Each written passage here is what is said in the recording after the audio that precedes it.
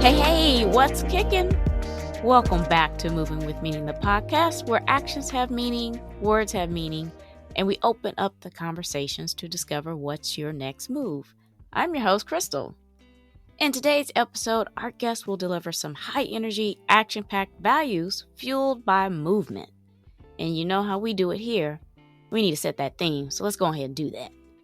The word of the day is preservation. Now, I'm not talking pickling vegetables or drying meat here. Although that process and why we do that does happen to align with my guest's rules and values he's developed to create safety mechanisms and the process for keeping them intact and free from damage and decay. Listen in as we go beyond the octagon from the literal physical protection to building psychological safety. Now, that's enough of me talking.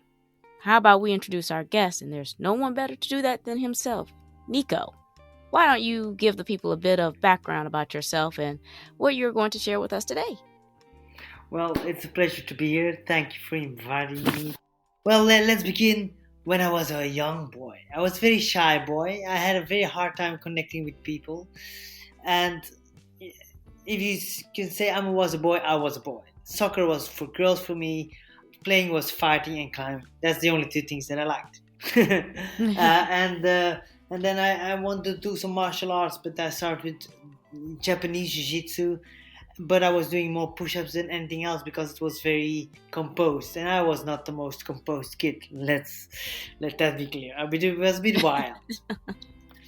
And so, but then when I was a bit older, I walked into a gym and all of a sudden I saw this beautiful young 14-year-old girl knock out a guy with a liver kick that was at least twice her weight, and I fell in love a little bit with the girl, but more precisely with fighting. And after that, it was Muay Thai, and I fell in love, and I have been training 26 years now, and the first 10 years there has not been a week that I was not training.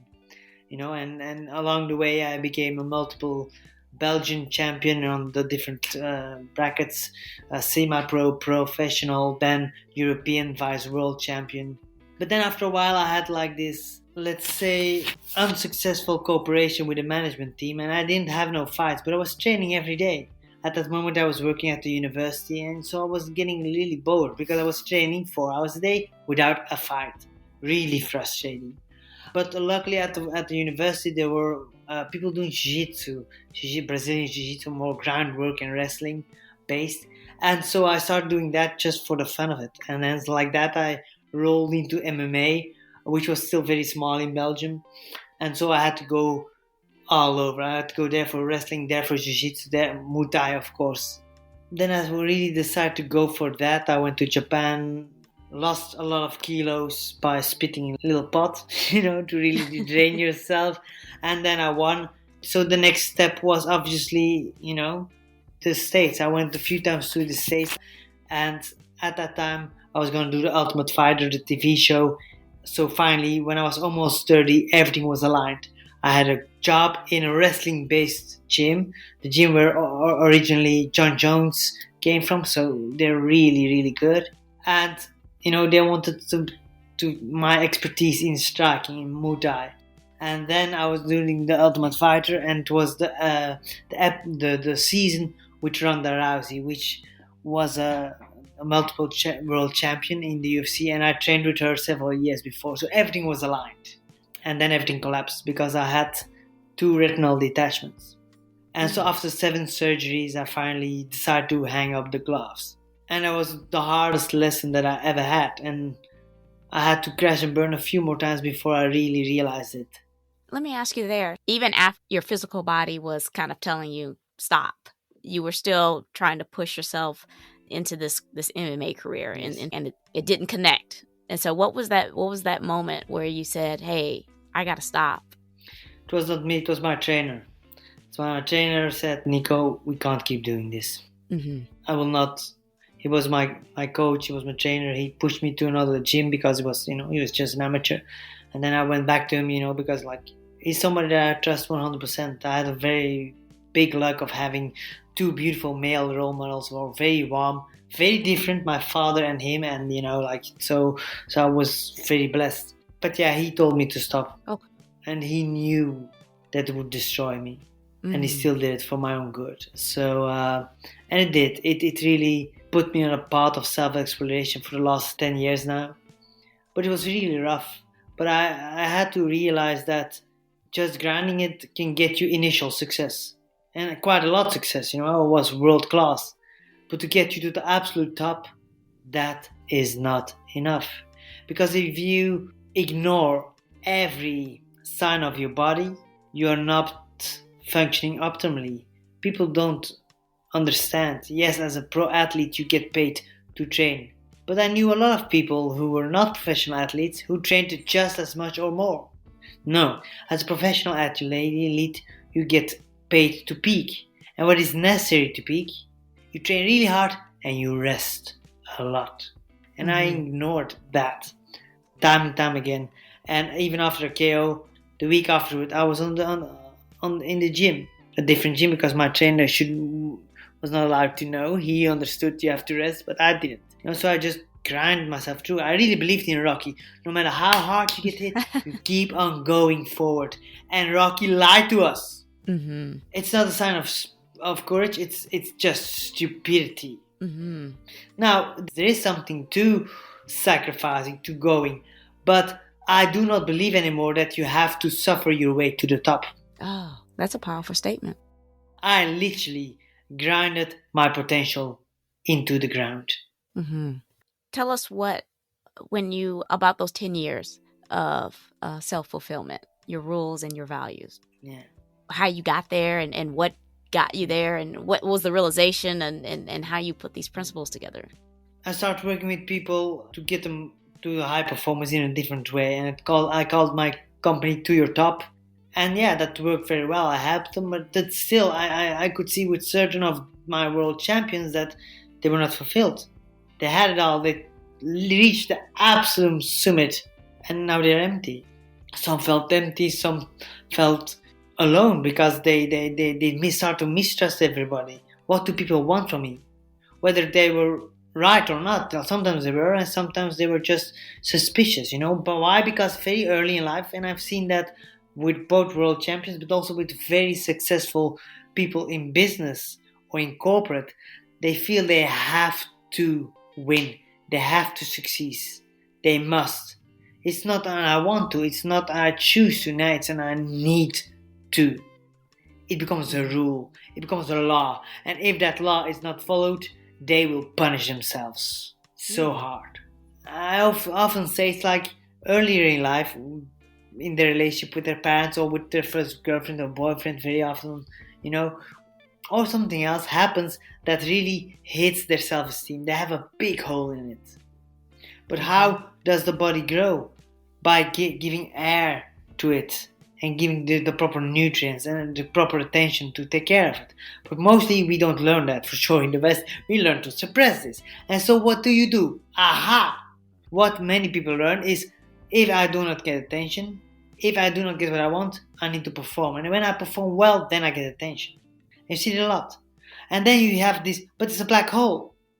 Because the more you perform, the more performance is expected. Mm-hmm. So that's one part. And so these people very often lose trust in themselves.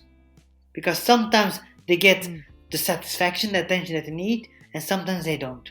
So they do everything they can to get validation from everybody else. And you see it a lot. A lot of very successful people are like that.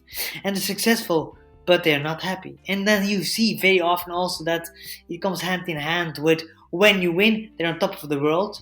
They become even a little bit boastful, look down on other people. But then when they lose, they become from a champion that lost to a loser. So it's really extreme. They believe that they are their performance. There's no separation. Because that hole is so big and they want to really cover it. But a black hole is a black hole. What does a black hole? It absorbs and eats everything and becomes bigger, everything that it absorbs. And so the more you work, the more you succeed, the more you find a dissatisfaction in it. So that's one part. Then you have other people, and that's actually most of my clients, no matter what they did, they never got any validation. Never. Yeah, and that's one thing you said, that if you need to prove your validation, then you do not believe it. Yeah. Right. I thought that was a really good statement that that we had talked about, is you have to believe in yourself before anybody else does. Yeah. Well, but even then, so then those people then say like, I need nobody. I will validate myself. The problem is the same thing. A need for validation proves only one thing: that you do not believe it. Otherwise, you don't need to prove it. Then you know it. Mm-hmm. And then so you see a lot of people, they go from one to, and very often, okay, then they have this hole. They don't get the attention that they need, and then they think, okay, what is value? Then they look at society, and what does society say that value is? Dollar bills. Yeah. So they do everything to get more dollar bills, and they get a comfortable life. On paper, they should be the most happy, but then they're sitting there in their penthouse with a view on Central Park with their Bentley in the basement, and now they still feel like shit. They might have the most beautiful person ever next to them, but they feel she or he doesn't love me, loves my mask, loves what I have here, but who am I? And they worked so hard that they did not explore their own interests and forgot to really invest in their important relationships. And so certain moment they feel alone, and they say it's lonely at the top. Yes, but then you're doing it wrong. The difference, then you have the other people that just give up. And you see a lot of people are just working themselves into burnout after burnout after burnout. But people misconceptualize this. It is not the working so hard that gives you the burnout. The working so hard is a symptom. It's a symptom of that black hole that you try to fill. When we were talking before, you come up with this, how stress can help you. And you gave some examples as far as your body's reactions to stress and how you can apply that to certain practices. Can you give us some of those examples? Yeah, absolutely. So then, but then what do? You want to have a successful and happy life. Well, then, but the problem is then we think, okay, we have to get all these things, then we can save it, and we don't need to stress no more. So you have to force yourself and just ignore all the sensations, and then you're there. Because then stress becomes dangerous. Why? Because you want to run away from it. You do everything not to feel stressed. But the problem is that stress is an adaptive system. They used to, Hans Sele, who was like the pioneer in stress research, called it stress the general adaptation syndrome. Now I would say stress is a general adaptation system. It is there to help you, literally. Mm-hmm.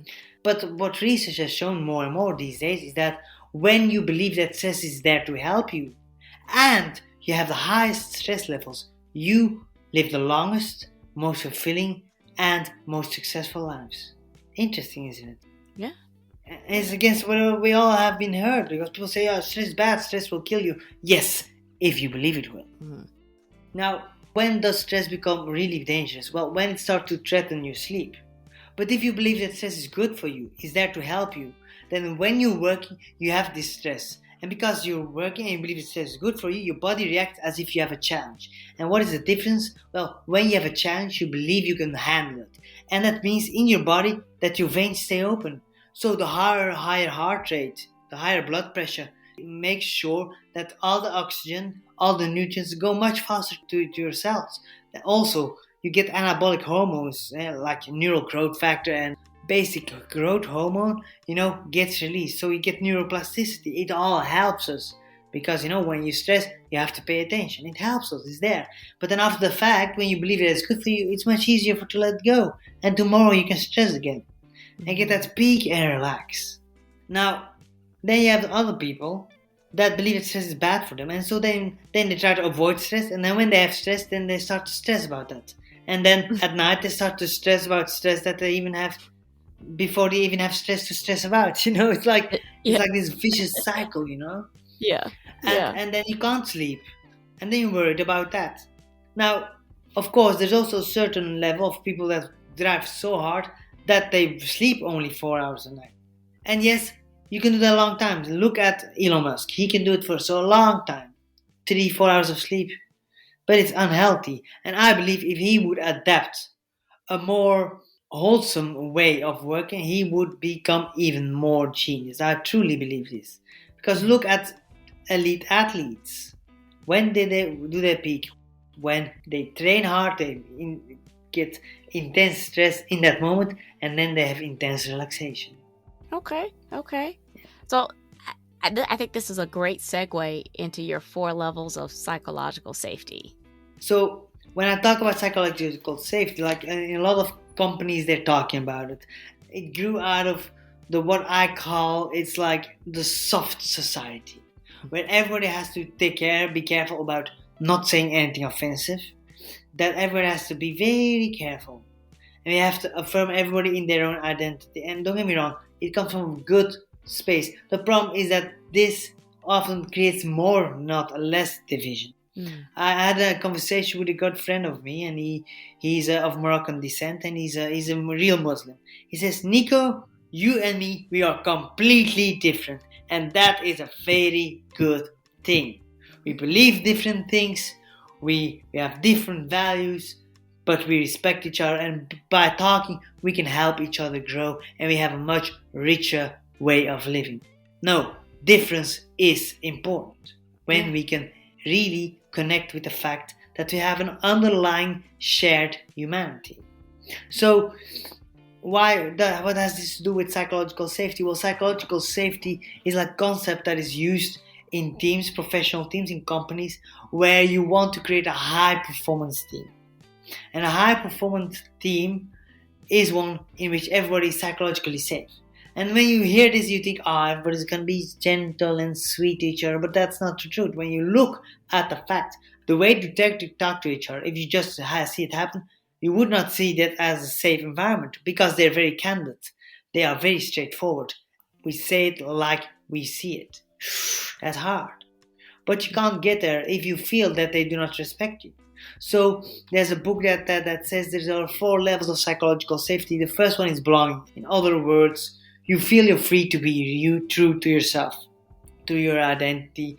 And here you see a lot of people doing anti-biasing interventions, anti-discrimination, and it's all from a good place. But when you look at the research, most of these interventions have the opposite effect.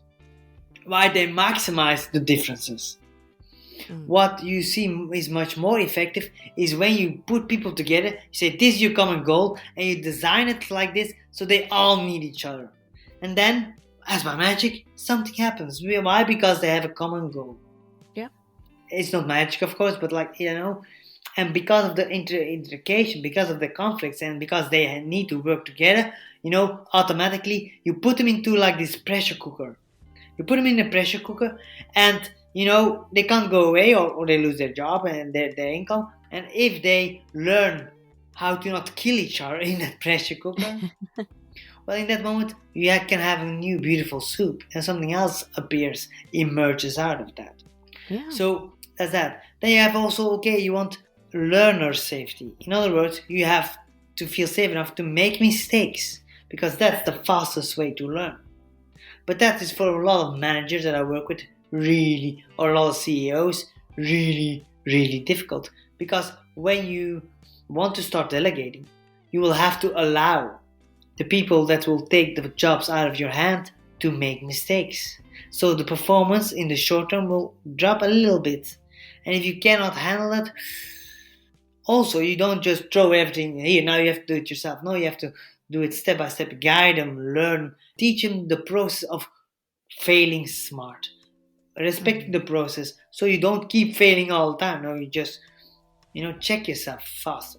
Then the next one is contribution, where you bring your own flavor to the soup. But to do that, you have to feel that you're free to be yourself. You have to feel free to be able to make mistakes, and then you can bring your own personal contribution. And then you have the last thing, and that's the most important thing. It's the challenger psychological safety. That means you feel free to challenge the status quo. Now, generally, they talk about this, about relationship. The company has to create this culture. Well, that's a possible way, but to me, that's only an approximation of what real psychological safety is. Because if you always look outside to feel safe, to be yourself, to learn, to contribute your own personal flavor, and to challenge the status quo, then you're still a victim. I do not believe this. I think it is good in the beginning to teach people certain basic skills, basic ways of thinking that open the door for this. But then we have to go to something that supersedes everything, which is internal psychological safety. It is your ability to say your truth in the presence of important others that are pressuring you to compromise. And that's really hard. And very often I refer to intimate relationships. Why? Because an intimate relationship is the fast track for personal growth. And people say, man, you're a performance coach. Why are you talking about intimate relationships? Well, first of all, it's the best buffer against chronic stress and against burnout. If you have a satisfying intimate relationship or family life, that's the most powerful thing. That's one thing. But the second thing is, it is so important to you that it is like having your PhD in emotional management, in learning to stay true to yourself while you stay in contact. So what you very often see in relationships is that, and many people think this is intimacy. So you meet each other. And suppose you are wine and I'm beer. So we meet each other, we're attracted, and so you do some beer with your wine. I do some wine with my beer. Until you're like this tasteless mixture that nobody wants to drink. Because you're practically making love to yourself, and who wants to do that? So you have no passion, no desire, because there's no space to breach. But you feel like you're here because you lost track of who you are. You gave in. You compromised yourself. So then we come on these crossroads where you feel you only have the choice to choose between staying true to yourself or coming back to yourself and the relationships. So you have three options. And many people, for sure in the past, they just stayed together because there was not really room to separate. Now these days there's a lot of room to separate, so you see it all the time. People separate and then they think everything is going to be alright. But it's not, because they're so intertwined, so they're both destroyed. And then they go look for somebody else to lean on. And you get like this perpetual mobile of one after the other monogamous relationships that get really intense, and then I lose myself. I go back to myself. I go back to myself. Now I can stay true to myself. I fall in love with someone else, and boom, the same thing happens, because you can't practice staying true to yourself under the presence of somebody that is important to you, that you love, that pressures you on yourself. It's not possible. You have to practice in the same dynamic. So, what is the other option? The other option is a very difficult one. It's learning to stand on your own 2 feet without running away. And you stand here. And when you stand here, the other person has a few options. Or they run to somebody else to clamp. But very often they will see this and they say, wow, my partner is standing on their 2 feet. What happens? Let's try to rile them up. Let's try to pull them into a fight or make them sad. But they stay connected. Normally they ran away or they fought back. But now the system that kept it dysfunctional is broken, and this person inspires the other person to do the same thing, to stand here. Many people look at relationships that talk about attachment theory, but the problem with attachment theory is that it molds adult relationships to a mom and a child, which is pure dependency. Now we need belonging, we need to feel part of a whole, but we also need to feel, very importantly, almost just as important, I think, for many people, is the need for self-determination. The need to choose what I do, what I believe in, who am I. So sometimes there's fights. And if you learn how to fight in a way that does not destroy each other, that is not on the person but on the subject that you're fighting about, then you can come to yourself, to each other, and then you get this beautiful pulsation of natural attraction. That's why when you think about the most passionate couples, or for example Latin American or Spanish, and they fight all the time. And why do they have such sexual passion? Well, quite frankly, because they fight.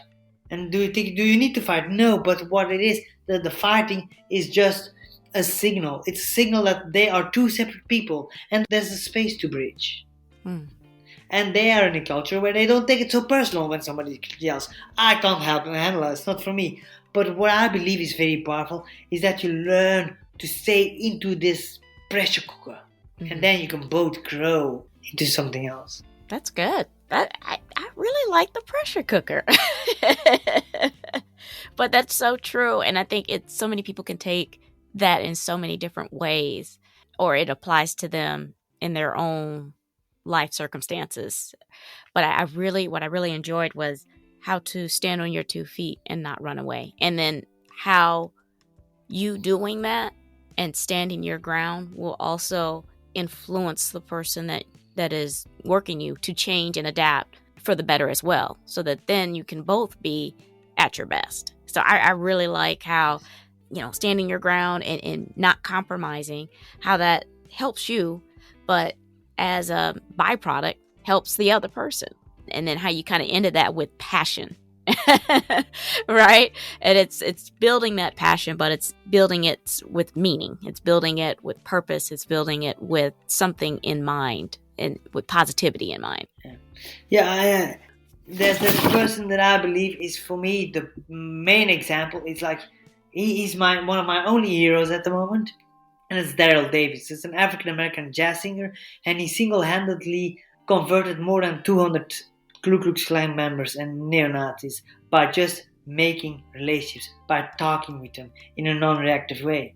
When you see him talk, man, the shit that he hears sometimes, like it would be hard for me not to slap this person. Mm-hmm. But he just doesn't take it personal. And so that's the summum, where you can hear very painful things, make room for it, feel everything that comes up, feel it in your heart, feel it in your brain, allow those things to come up, and then choose to ask questions, to really dig deeper, to find out what makes this person think like this, and really ask more questions and more questions, so they literally will find the holes in their own thinking.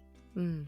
Because what I see in him is that he has this big, loving heart, and so he understands that we have much more similarities than differences, even when on the surface we look and sound so differently. But we all have the same human needs. And when you can stay connected with that and not take things as a personal insult, but really just learn to take a bit of a step back from the concepts that you talk about, from your own identity, from the present moment, and just look at it, then you can start to talk about the depths, and then you can get to the real underlying things, which most of the times is just fear and pain. I believe actually that it's not a race. I don't care. I identify as a human, and I want you to identify as a human, and then that should be enough for us to respect each other and to try to find solutions, to find ways to work together, to live together, to love together, to make love together. Absolutely. Thank you for that.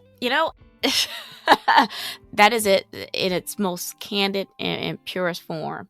And I like that. Now, before we go, I want to share a memory that you brought to mind throughout your interview here. But it was from my oldest son during his 10-year stint in boxing, karate, Brazilian jiu-jitsu, and mixed martial arts. So we started him at age of 4 doing karate, really just to focus his energy into something structured and useful. Much like yourself, right? How you just described yourself. That was my boy. That was my oldest. And he really latched on to this and applied these focus principles to his everyday life at that age. And I mean, to the point where I would tell him, good job at something, and he would reply confidently, well, that's because I had good focus, Mommy. So then we moved and had to find another place, and a coworker suggested I find a Brazilian jiu-jitsu place. And just as you would have it, there was a really good one close to where we were living, and he really blossomed there. He was quick with his submissions, and the coaches were advancing him in his belt by his progress, not by his tenure, but just by how well he was progressing. It was when he went to competitions that I noticed how emotionally attached he was to winning, to performing. Yes. And if he didn't win his match, he would come to me and fall into my lap and cry. This was, I think, the first time that he really worked so hard at something, and he allowed himself to care that when he fell short, it was like an emotional breakdown. Now, he didn't stop. He kept working on it until we moved again. Now, this move took us further from that particular gym, and I had to find another one. And after a few trials at some different Brazilian Jiu-Jitsu spots, we settled at this place called Rising Sun Karate, which is a blended martial arts created by the late Jason David Frank. And my son flourished there for the next 7 years. He rose in his rank and his belt. He started becoming a teaching assistant. He was part of the demo team, and he performed coordinated routines and weapon techniques at high-volume events like a Power Ranger Comic-Con and an annual anime festival, like these exhibitions. And I was just so proud watching him on that stage. So here's the thing. He made it all the way to testing for his black belt. I remember talking with him about this, and at the time, he sounded excited and said he had planned to train in kickboxing next, right? Then COVID came, and that delayed some things. Then he caught COVID right before he was supposed to test. Now, his senseis let him recover and was ready for him to test. They really liked my son's work ethic and his skills. They were doing everything so that he could get this belt. So when he recovered, he just said, "I'm done, Mom." And I guess I was in shock, because for me, this came out of nowhere, I guess. And I was thinking about all the years he put into this. So I asked what changed, and he said, "Well, for me, nothing. I never wanted to do martial arts. I did it because you wanted me to." So then I was just staring at him in a way that he felt he needed to elaborate. Because I was speechless because of this, right? Yeah, of course. And he added, "I always said I did not want to continue in martial arts, Mom. You were the one that made me go."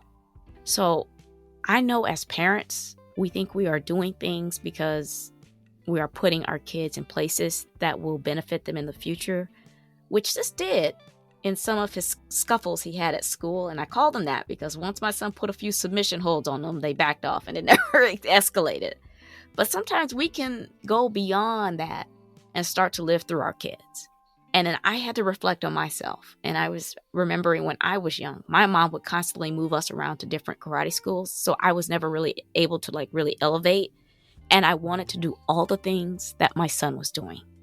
Learning these weapons, performing at exhibitions, and training and teaching classes. It was really in that moment that I heard him, even though he had been telling me this for years. And I'm so proud of him for putting his foot down and demanding that I listen to him respectfully, of course. And I really had to apologize. And that's hard to admit to your child that you screwed up and that you were being selfish.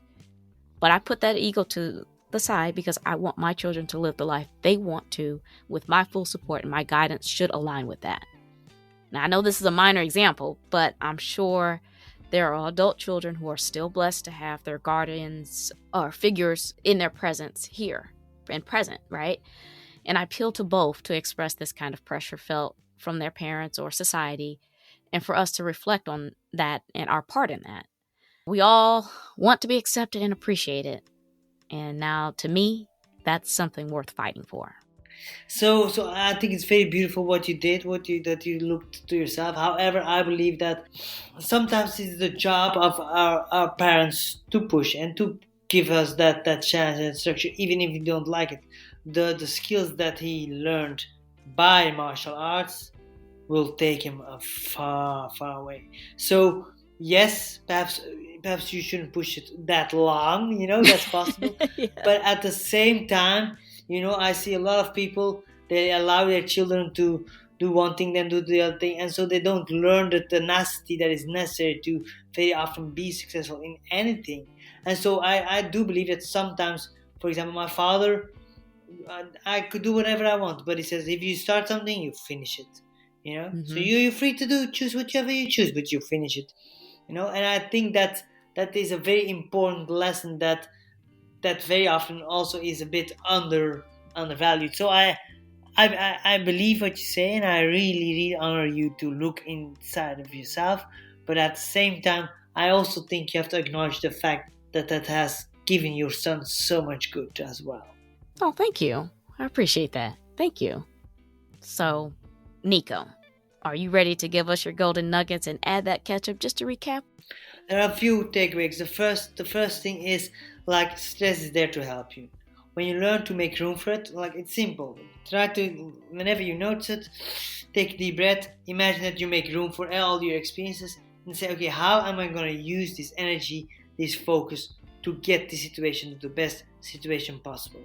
Can I do something about it? Do it. Can't I? Okay, then what can I do to fill up my cup? To make sure that I have enough resources to handle this pain. That's one thing. Then the second thing is conflict can be the best thing that is there for you, yourself, or your relationships. Mm-hmm. And then third is very important in all domains of life. If you can develop that internal psychological safety where you are non-reactive, have the capacity to stay connected with your shared humanity, you can become a peace giver in the most intense situations. I love it, love it, love it. Now that's the episode today. I'm sure many of you have reached a level of success and still feel a sense of unfulfillment. What put you on this path? Can you relate to some examples of your body's reactions to stress? I hope Nico's story has found its way to you and touched on some of the psychological safety levels presented. Even if you feel you are in a place where you want to be and your motivation is highly energized, I want to hear about your values and rules for preserving fulfillment. I love it all, and so will someone else. Before I let you go, Nico, why don't you go ahead and remind the people who you are, where they can find you and your resources and reach out to you. So I'm redoing my website, so it will become toyourtop.com with a toyourtop.com, but it's not yet online. So the best place to find me is on my Instagram, which is my name, with Nico _Verresen, and there you can contact me. Awesome. Okay. Well, I'll make sure to include all of Nico's resources and connections in the episode description, as well as on my website's resources page, movingwithmeaning.com. Make sure you guys subscribe to the show, Moving with Meaning, the podcast, and tap that alert bell so you know when these episodes drop. I am on Apple Podcasts, Amazon Music, Spotify, and now YouTube Music. Please share, like, repost, and follow. Tag someone. We are creating a community here. Quick housekeeping before you go. Follow me on Instagram at movingwithmeaning82. Also connect with me on LinkedIn. I do dabble a bit in TikTok at Krystal B. Clark. My YouTube channel is up, so kindly run over there and have a look or two. Links are in the episode. Alrighty, I'm Krystal on Moving with Meaning, the podcast, reminding you to take it one step at a time. All moves have meaning. Check y'all later.